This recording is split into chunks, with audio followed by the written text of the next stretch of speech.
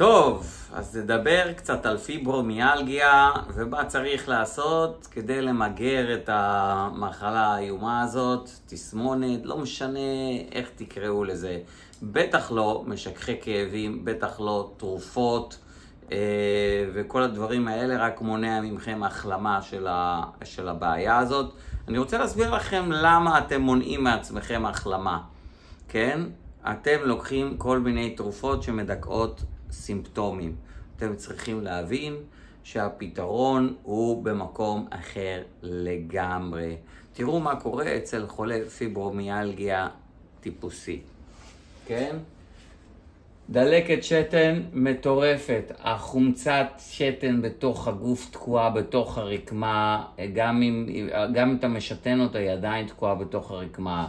משתנים פה לויקוציטים ואריתרוציטים והסטרס בשמיים, יש גם אמוניה, גם קריאטינין, תקוע בתוך הרקמה, זה הפיברו.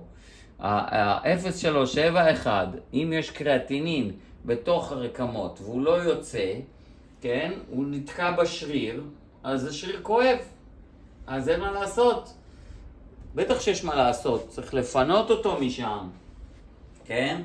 ברור שהשרירים יקבעו, פלזמה פוטסיום, יש אשלגן עושה חרדות, כן?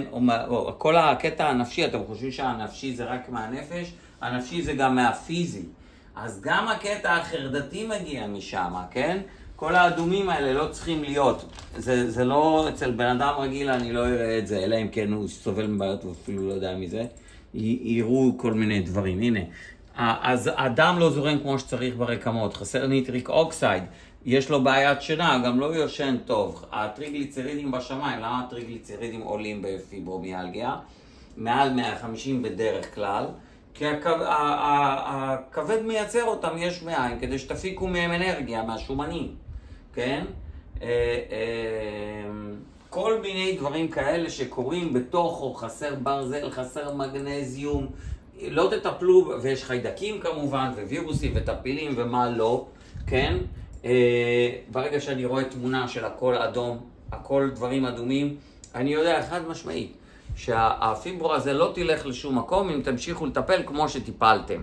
אם אתם רוצים לטפל כמו שצריך, אני נמצא פה, תעשו אבחונים כמו שצריך, נדע איזה סוג פיברו יש לכם.